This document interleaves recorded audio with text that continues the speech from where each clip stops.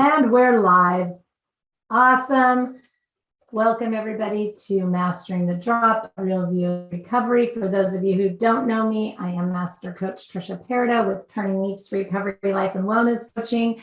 And my esteemed guest is affiliate coach Jordan WRIGHT. And we're just coming here today to have one of our organic conversations that we have in our daily work and practice with ourselves and with our clients. And, this is one of my favorite topics to talk about, and it's becoming a witness over an actor in our lives, because, we tend to do a lot of acting.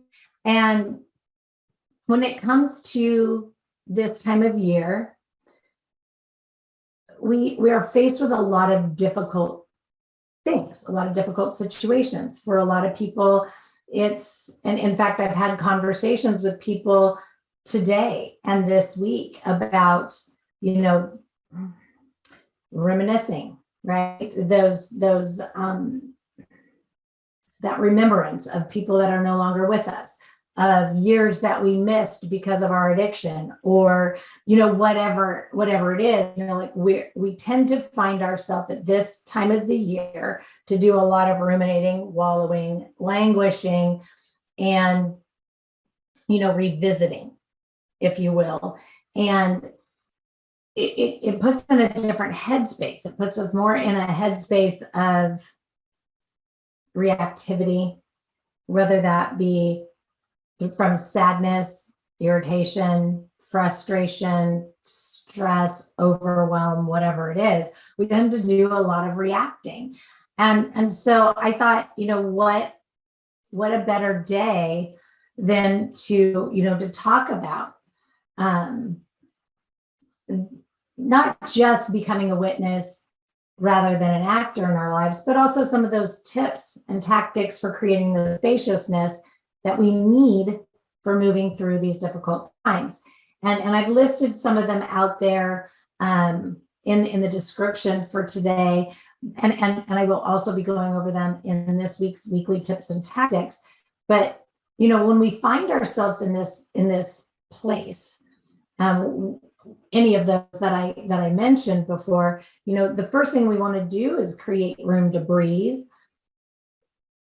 the ability to pause.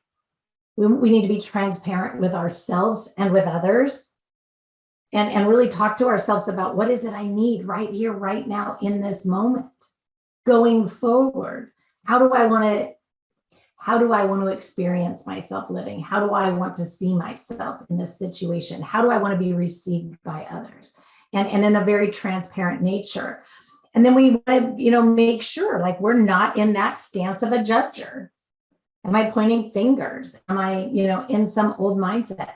Or am I in that mindset of a learner where I'm monitoring my responses and I'm asking questions, using the power of inquiry to gain that clarification that I need, to be open to new possibilities, and let go of these perceived needed outcomes, and really make room for the organic outcome that will happen by witnessing instead of acting our way through.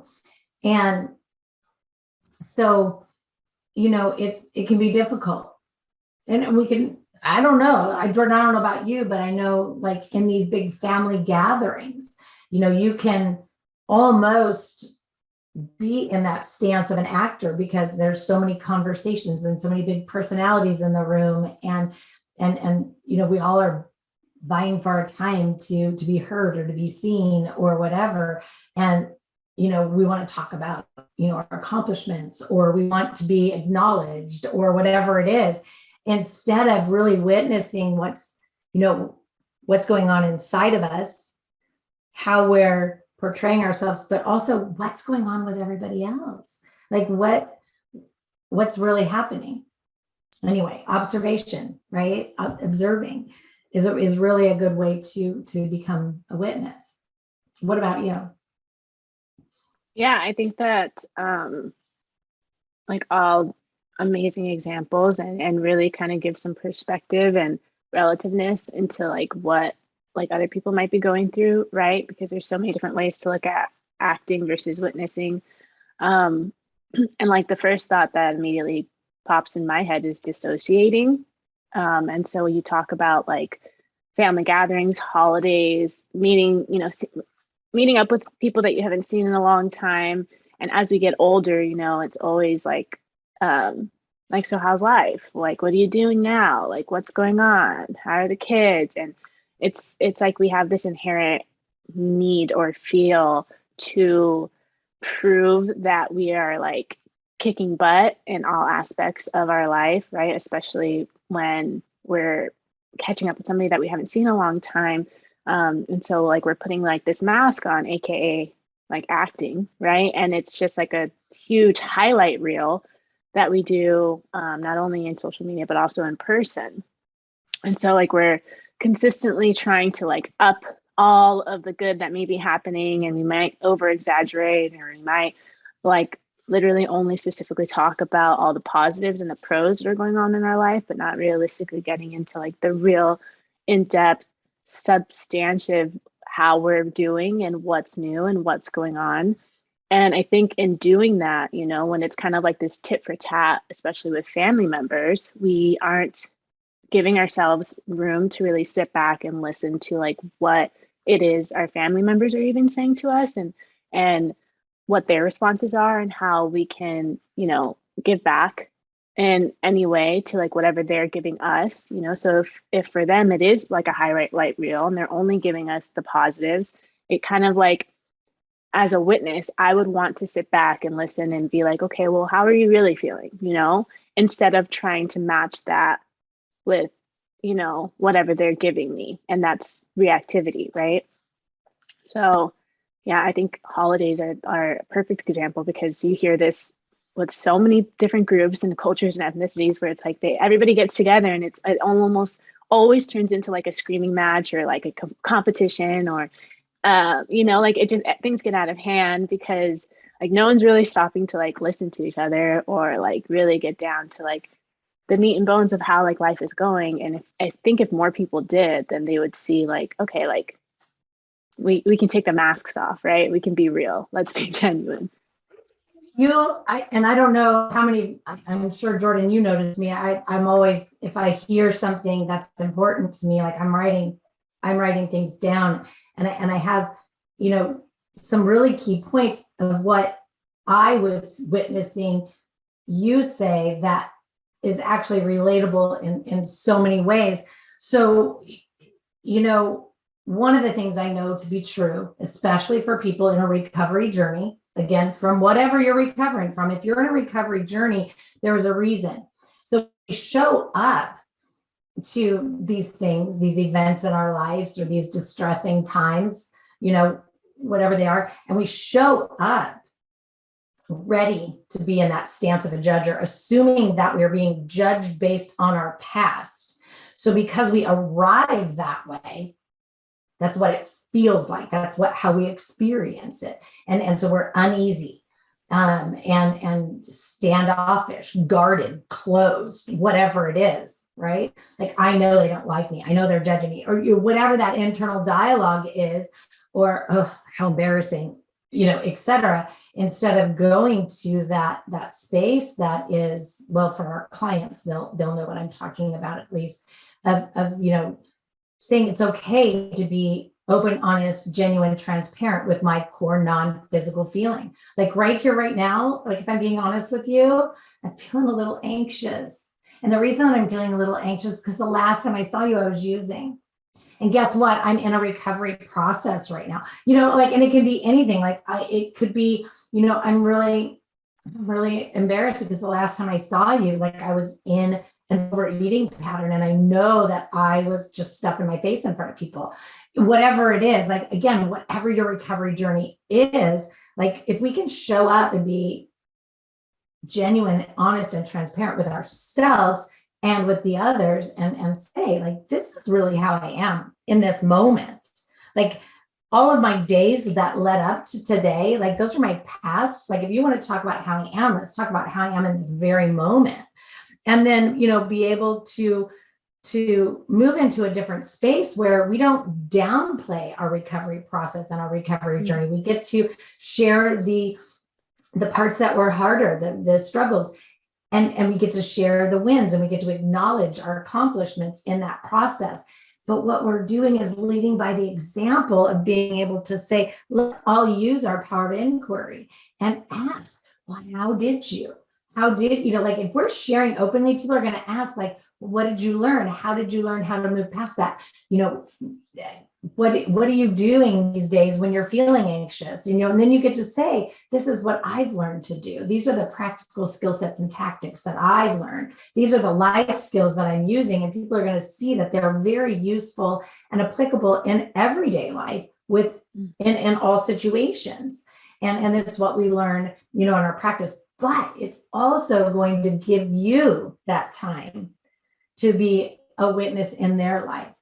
And ask them. So, like, how do you really feel in these situations? Like, what really resonates for you? Like, I just told you, like, I'm sitting here real anxious because, I usually am, mulling, and I'm uncomfortable with the fact that everyone's going to ask me about all the weight loss, or what's it like to not drink, or, whatever, or be standoffish because they want to drink and they know I'm not drinking. So I'm sitting here by myself in the corner, like we're asking them, like, how do you move through your life or your uncomfortable things? And, how did you move through the death of your spouse? Because, there might be, you might have an aunt or an uncle that just lost a spouse that, that's happened in our lives, here, just in my own circle, like, and create that space to witness, what other people are truly experiencing, instead of walking in with your best suit on,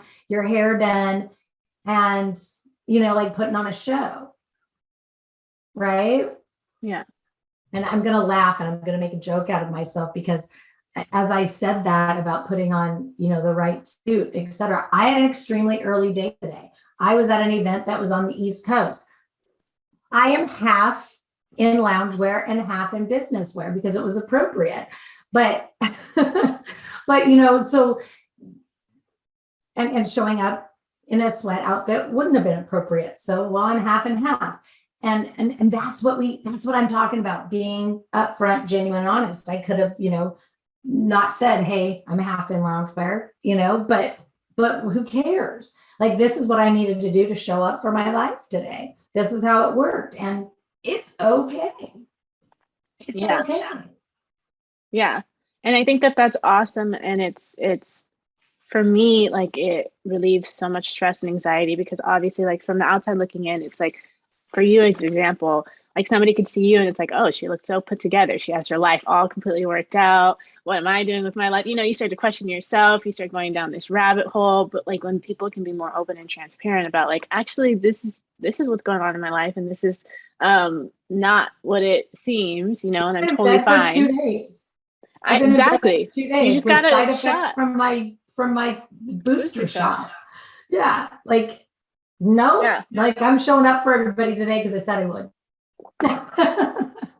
And realistically, what you're saying when you admit that, and you're real and you're open and honest, is we're just explaining to each other that we're all human, right? And we're all just doing the best that we possibly can and taking it step by step. And it's like, you're not expected to wake up every day like this, like, robot or like this superhero where you can't admit your faults and you can't admit, like, you have triggers, you have something going on.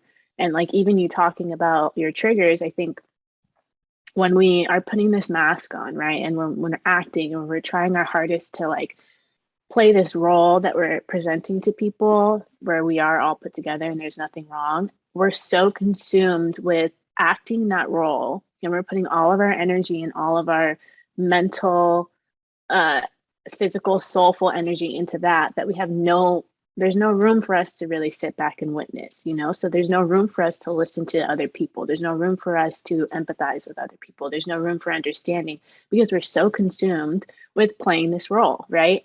And so when we take that down and we're like, you know what, let's just be real. Let's just be me. Not only does it help your psyche and your soul, and it helps you come to grasp with like your own identity, your own triggers, how to solve them, but you're also indirectly helping other people, right? So like whoever you may be talking to, being that genuine, open, honest, witnessing, taking a step back to pause and listen, you're allowing other people to present themselves as themselves, right? And just genuinely, honestly be whoever they want to be in that moment instead of trying to put up with this facade. So it's like, to me, it's such a win-win, and then it allows everybody to breathe and releases a whole bunch of stress and anxiety and tension. And then we move forward from there. It's like, okay, you're dealing with this, I'm dealing with this. Maybe there's a way through our own coping mechanisms we can help each other, or even just like sharing of perspectives, right? Right. So, yeah. I love that, because I mean we're talking about, a real view of recovery. So sure, I've been doing this work for 9 years, but the key in that is I've been doing action word, doing this work for 9 years. So that means on any given day, you can see me working on the tactics in my own life. I have to remind myself, like, don't judge yourself, don't, all the things, and don't show up as an actor, show up as real you. That's why I love this space. It's why I don't have a scripted podcast. It's why I don't, have a lot of, different things, because I have to show up as me. Now, that's not to say that I haven't mastered the ability to help others navigate the same tactics in their life, but it means I have to show up as a witness, because I have to witness their life. Like when we're working with people, we have to be able to witness the way that they're experiencing living, to help them navigate how to use the practical tactics and apply them in their life as it would work for them. Just because how I use them, I mean, that's changed, shifted, and morphed over the years, but I still love going back to the beginning. Like this actual conversation, these tactics are early skill sets that we learn and utilize and bring with us and carry with us throughout the work. But we still need the reminders, we still need the refreshers, we still have, life continues to unfold. Right? Life continues to unfold, and every experience is a new experience, especially when you've learned how to leave the past behind and quit attaching them to the new things that they don't belong to. mm-hmm. Right? That's that pause, like pause. Whoa, wait, right here, right now in this moment, like, how do I want to see myself engage in whatever this is that's right in front of me? Right. That didn't work well for me before, so I don't want to repeat that. This has worked well for me, and figuring it out. But if we don't slow our pace down, we're going to continue to do things the way that we've always done them, maybe just minus alcohol, maybe just minus, the Ben and Jerry's, maybe just minus, the new $500 suit or whatever binge shopping thing we used to do all the time. Like we're able to, I don't know, what is that term, dry drunk. Like I talk to a lot of people that are like, yeah, I got clean and sober 8 years ago, but nothing in my life has really changed. And I'm really tired of that. And so we start to do the work to really change the way that they're experiencing living. And that's, that takes slowing things down and really transparently looking at them and becoming a witness rather than an actor. Like, okay, I don't drink. And that's, for some people, is enough of an answer, but I know a lot of people that come to us, it's not a good enough answer. Mm-hmm. That is not the source of my problems. That was just an outcome. Right. And like piggying back on what you mentioned earlier, where it's like, that's why we have these refreshers, that's why we have these courses, that's why you go back, like the journey for self-progression is never ending, right? And just because you solved one trigger in this moment right now doesn't mean that another one isn't going to pop up later. There's going to be multiple triggers. There's going to be anxiety. There's going to be anger. That's just a part of life.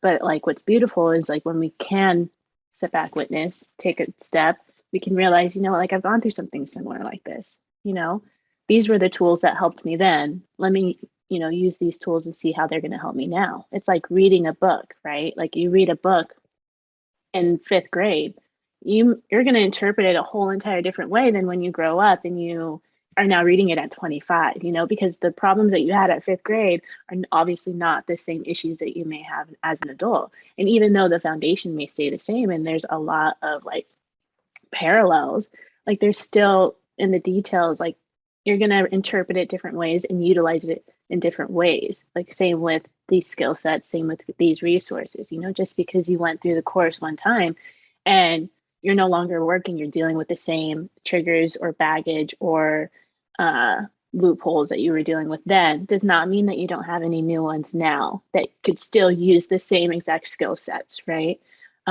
Which is what's awesome about progression, is like you're going to deal with different battles, but if you have the tools, like you can still utilize the same ones to help, like equip you with these. I love that you said that, because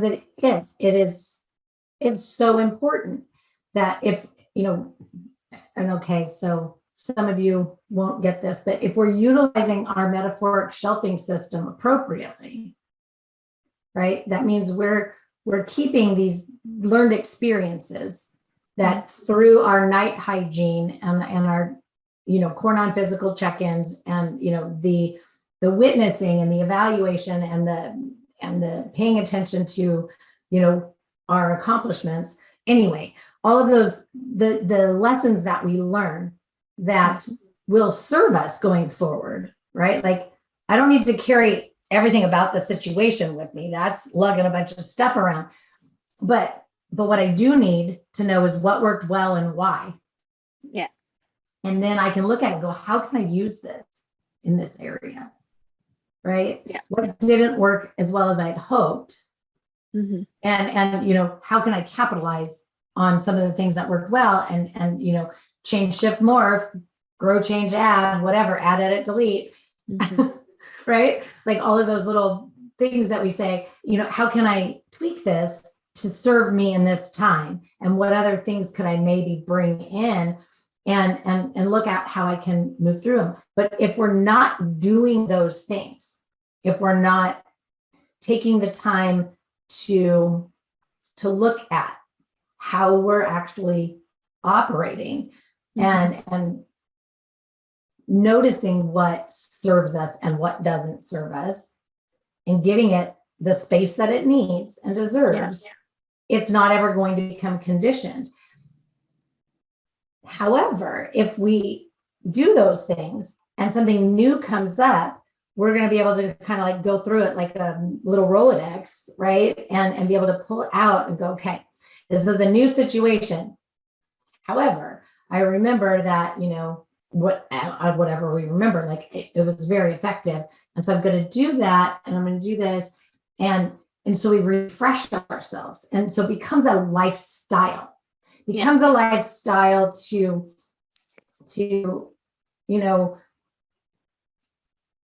live for yourself first without feeling guilty, selfish, punished, or restricted, right? Like it's not about being selfish. It's not about saying, I don't want to hear what you have to say about your life. I got to talk about mine first. It's just about what works well for me. Right. And so it may be if somebody says something that's off-putting to you, in the past, confronting them about it or whatever, then it just ends up in this big family argument and the whole day goes awry. Instead, maybe pausing and saying, I'm interested to find out how you arrived at that, whatever, right? That conclusion. Like I'm really interested to understand how you arrived at that conclusion. And then let them explain their process of how they got there and how it speaks to them. And then you can choose whether you want to ask them if they're open to hearing your perspective and yours. Because if they're not, then why would you bother wasting your breath and your air? Because it's precious, right? Like what I have to say is important. The information that I have to share, I feel is valuable and very valid. Doesn't mean that, people that I talk to have to be swayed to my way of thinking.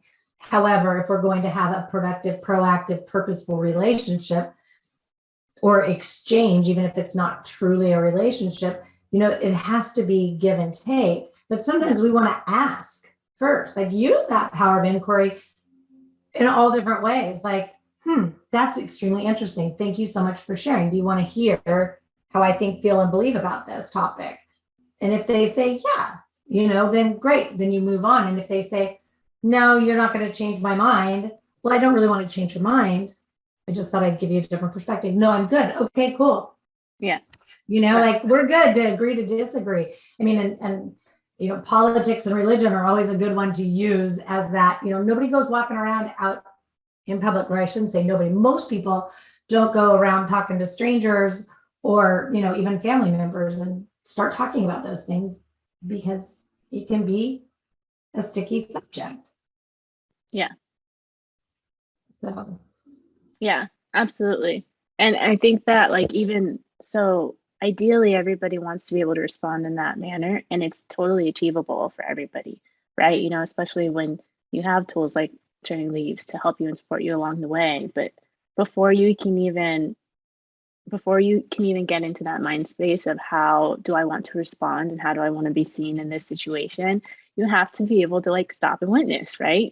That's the whole entire point. You cannot be reactive in a situation like that, nor can you be putting up this facade or acting like you're feeling and behaving in a way where you're not, and then try and ask yourself, how do I want to be received? Because that's just, you can't, it's contradiction. You can't have both, right? They're not mutually inclusive. So in order to do that, it requires a lot of patience and a lot of understanding it and being able to sit back, evaluate the situation, evaluate how much of it you want to feed into, and where your energy levels are at and where your frustration levels are at, and add, edit, delete, and how am I feeling, and using those vocab words, agitated, irritated, and then analyzing the situation to see if that's the best route that you should be taking. If you're having this conversation, if it's getting into politics, are you already in a mental state where you're agitated? Are you already in a mental state where you're irritated? Do you already feel triggers popping up because of whatever happened preceding to that moment of that conversation to politics, right? You gotta sit back and witness the situation, witness your feelings, witness their feelings. Can you tell that they might be agitated? If you guys are both coming into it already pre-agitated, then maybe you shouldn't be talking about politics or religion in a moment like this, especially if you know that that's something that may rub you the wrong way and easily trigger you. Yeah. So it doesn't benefit anybody. I think then when we present ourselves as something that we're not, when we try and present ourselves that we're fine and everything's good and I'm calm and I'm happy, when realistically deep down inside I'm stressed, I'm going through something, I may be tired. It benefits both parties involved when we can be in tune with those feelings and in tune with that mental state and express that, but you got to witness it first. You got to witness it. And then, I think the step after that is also asking yourself, what's my motivation when we want to be transparent, right? So sometimes we need to just be transparent with ourselves, because what is my motivation for sending it out there? Because there are a lot of people that we'll just say part of their recovery needs is that reliance on that external validation. Mm-hmm. Right. So you have this need to say, talk about something very difficult that you're going through. And your motivation behind it is to just get that attention. Mm-hmm. Now, if your motivation is to seek advice, support, guidance, input, great. But let's be able to say that.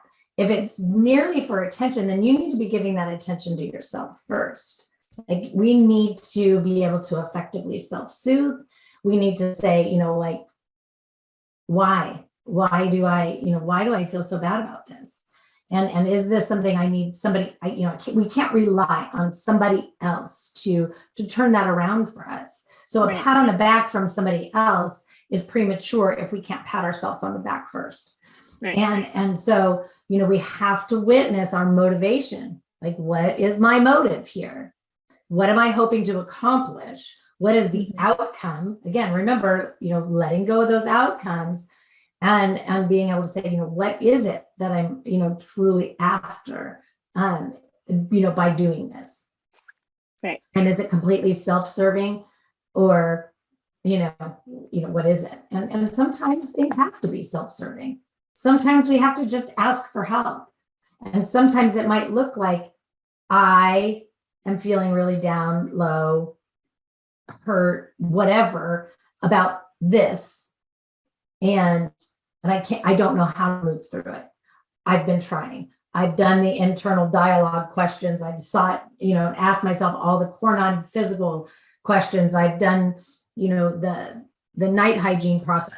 All the things, right? Like, I've utilized all these skill sets and tactics, and I still can't seem to get out of it. I feel just really stuck in it, and I'm leaning in, and it's just not coming. And that's when we reach out for that guidance. And that's when we say, my motivation is to not get stuck in something. It's okay to say, I don't know. I don't understand.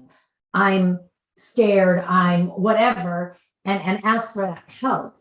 Don't ask somebody to do it for you. Right. There's no easy way, but asking somebody to walk beside you and navigate through it with you is okay. One of my biggest things is when people, reach out and they want the answer. I just want answers. Your answers are inside of you. Like, I can't produce answers for you. I can give you skill sets, tactics, processes, procedures, modalities, methods. I can give you all of those things, and I can walk it with you, and I can help illuminate some things with you, for you, but I can't give you your answer. I can't give you your why.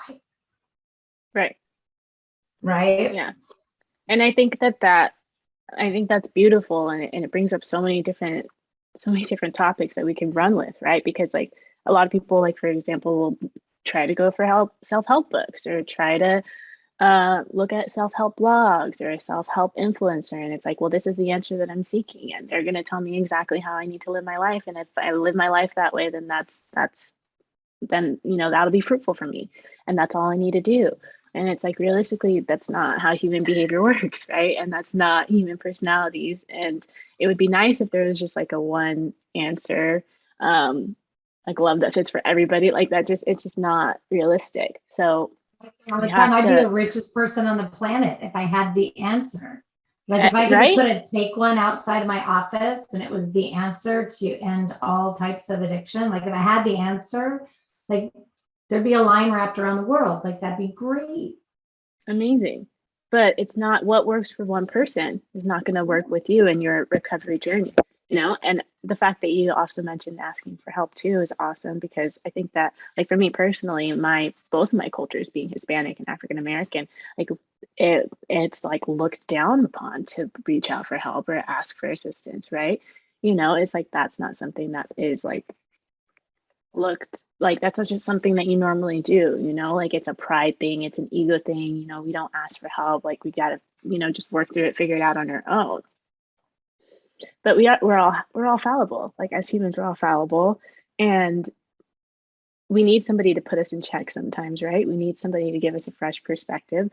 We're going to get irritated, we're going to get frustrated, we're going to get agitated, we're going to get reactive, and when we have it so consumed within our own minds, and we're trying to, like, have this one-on-one conversation with ourselves about a situation that we're in, especially when you're in the thick of it, with recovery, with your process, with your journey, like, it's just going to make it 10 times harder, right, in my opinion, than just, like, reaching out for that assistance, trying to get those tools, and having somebody on the outside looking in help you navigate through this fog. This is so important, and I love that you brought up the cultural perspectives of it, because I think it's really important people understand. And so much of this is just resonating with sessions that I've already had today. We take on conditioned ways of being based on the modeling that we had before us. So, for me growing up, it was always, you put on, right, like, everything's buttoned down, everything's all perfect. And as long as you look good on the outside, you're good. The rest of it gets swept under the rug. And if that means you got to take a little pill or, drink some alcohol, that's fine, as long as nobody sees it get, more than that. Anyway, there's a whole laundry list of things that we learned as young women in my household, what to sweep under the rug. From anyway, domestic violence, the whole 9 yards. You just don't tell anybody, in fact, we didn't even tell each other. We're adults now and starting to share things with each other about our memories from childhood that we never spoke about. And we're, all well over 50. So anyway, but, so this happens with everybody. And so when that is what's modeled for us, then that's what we learn as a child. And that's what we see and we witness, whether we know that that's what we see and witness or not. We've been a witness of, right? And now we're acting something that we saw, that we thought, we were supposed to do /be because of that. We get to choose. Mm-hmm. And so we hear enough out in the world how important mental health is. We hear enough out in the world, how much, recovery journeys that are important. And maybe they're not necessarily called that because, like the Tony Robbins of the world don't refer to themselves as recovery people.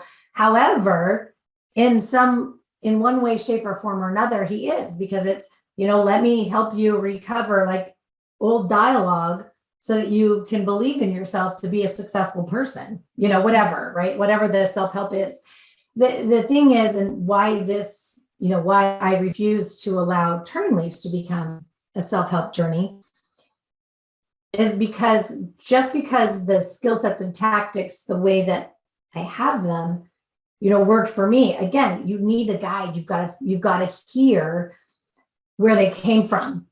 You've got to know that they come straight from psychological theories and modalities and methods. And somebody's got to help you be able to translate it and navigate how to use it appropriately. Otherwise, you read this book and you go, okay, I read The Millionaire Mindset. Mm-hmm. And I'm telling myself all of these things, but it's not coming. Right.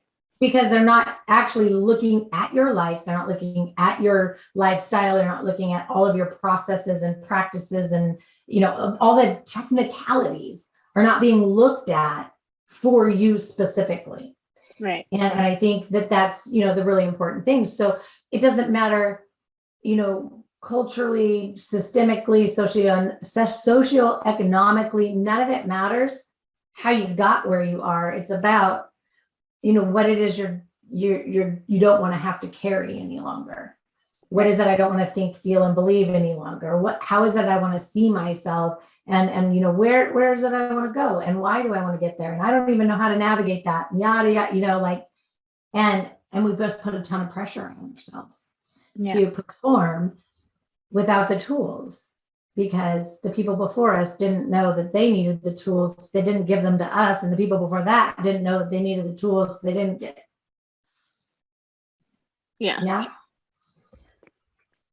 Well, no, I think that was kind of a little bit of a sermon, but whatever. But makes sense and ties into it, right? Because it really boils down to resonance, right? And trying to figure out how something applies to you. And if you are walking around acting like you're one sort of way, if I decide to pick up the book Atomic Habits and I'm presenting myself as this super neat, put together OCD, I don't have any issues in my life, I have nothing that needs changing, I'm perfect human specimen, and I start reading Atomic Habits as that acting role, I'm probably not going to get as much out of it as I genuinely need to, because I'm reading it from a mask, with this mask on, and I'm not reading it as Jordan. I'm not reading it as genuinely me. Same with self-help books, same with self-help people. If you pick up this self-help book, if you read the self-help lesson without somebody really guiding you to unravel those layers and get down to the nitty-gritty, then you're not going to let it resonate with you as much as it's going to, and it's not going to apply to your life as beneficially as it should, right? You know, it takes breaking down all those walls, getting down to the meat and potatoes. I hate all these How phrases. many layers of why, right? Like Yeah. how many layers of why can you go through? I have gone through so many layers of why. You know, I want this. Why? Because da da da. Why? Because da da da. Why? Like, and there's so many layers until you get to that real true, you know, root pain point, whatever it is, right? Then you can look at where do I want to go and how am I going to get there, you know? Exactly. And realistically, like we need, a lot of us just need assistance. A lot of us need help figuring that out, you know, because we've played this role for so long. We can no longer find like what the reality and what the fake is, right? It's hard for us to distinguish what our true character is versus this character that we've been playing for so many years. And then there's going to be all these incongruencies, and then you're going to get frustrated with yourself. You're going to start to think, you know, like none of this self-help is working for you, and that you're this anomaly, and that you can't be saved. And then that leads you to being triggered easily, and that leads you to destroying any type of recovery process. You know, it's just a domino effect. And it's okay to reach out for that assistance. And 9 times out of 10, it's like even more beneficial that you do, you know, like it makes sense to me, you know, like why would you not, you know, you've tried coming this far, doing it on your own, using all these extraneous variables, it's not really working as well. It's like why not have some assistance? Why not have somebody guide you through it? You know, it's so hard to have any type of clear mindset for me personally when I'm in the thick of it. You know, I'd love to think that I'm this like amazing critical thinker, and that like I can talk myself out of any situation, and then it's like all fine, and that like I can handle all these triggers on my own without anyone like coming and talking to me. But realistically, like I can't, you know, because I it's when you're in it, it's like hard for you to see clearly. Then you have somebody on the outside. It's like, okay, let me talk you through this. We're able to navigate through things okay, but is okay good enough? Right. Like, Exactly. wouldn't it be better if we were able to navigate through it in the best way, the most productive way, the most all-inclusive way, you know, whatever, you know, you want to throw at that. But, you know, and that's for me, like the recovery journey. Like when I decided, you know, it was time for the chemical substances to leave. My recovery journey started a long time ago, but I'm talking about, you know, letting go of the alcohol and the benzodiazepines. Like for me, it wasn't enough to just go to treatment and think, okay, this is going to be enough. It wasn't. I went home and it was still okay, now what next? You know, like and there wasn't anything wrong at home, but it was still me needing to function in the same space. And I wasn't given any tools on how to do that differently, just, you know, really more of a prompting or an acknowledgement that I had lived through a lot of crap. In fact, I remember being told, well, no wonder you drank. Well, okay, thanks. You know, like, now what? Now what? Yeah. Like, who's going to teach me how to open the refrigerator? Right. Like, you know, and so that's what, you know, was so intriguing to me when I was, you know, going, you know, through all of the education was looking at this and saying, you know, like as somebody that's going to school to be a counselor, therapist, you know, whatever, at that time, that was the aspiration, right? Because that's what everybody else does in this space. I was like, okay, so as a therapist, I need to be able to do all of these skill sets and tactics, but I'm not going to teach the client how to do them. Like, it didn't make sense. Like, so, you know, when I stumbled onto the coaching model, I was like, awesome, cool, because now I can take all these tactics and I can teach people how to also use them in their lives so that they're moving forward. So I can work myself out of a job like our ethical practices tell us we're supposed to. And that's not to say others don't. I'm just saying that it's different. Counseling and therapy are different than coaching. Coaching is just more forward moving and active. but that was for me, it was like, awesome. I get to take these theories and modalities and methods and everything, and I get to teach other people how to look at them as a practical tactic or approach to life, to living, and how it can actually help them improve instead of talking around the method or the modality in, regular speak. Like, no, let's just tackle it. If I can understand and comprehend the book, so can you, right? Like, Right.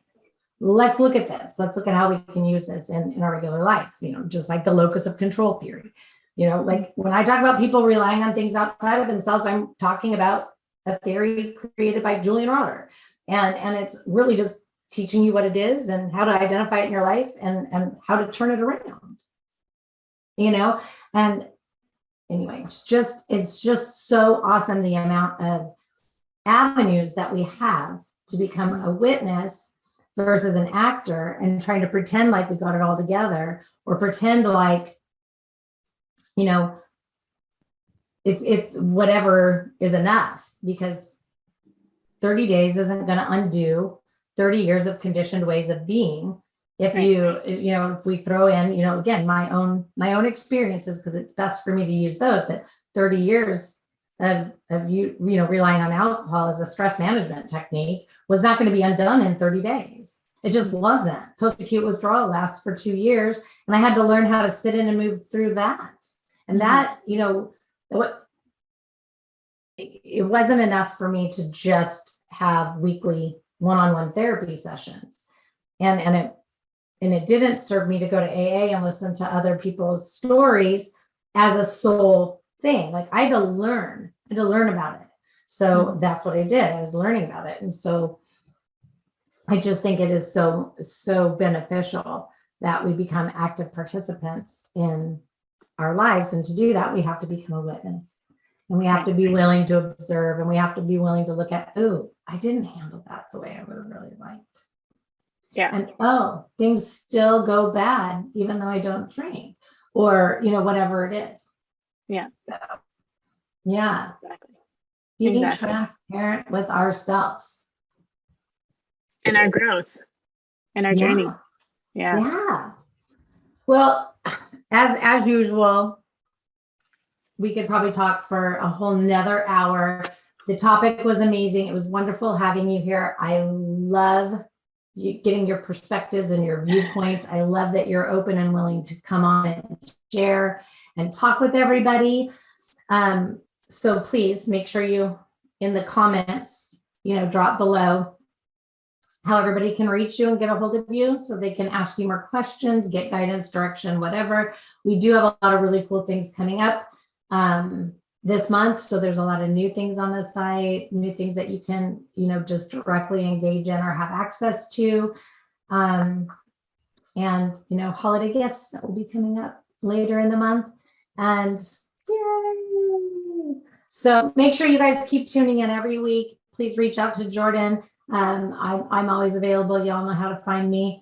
But reach out, seek, ask, be a witness, inquire. Yeah. You're awesome. Thank you, my lady. Hang on. Don't go away just yet. All right, everybody.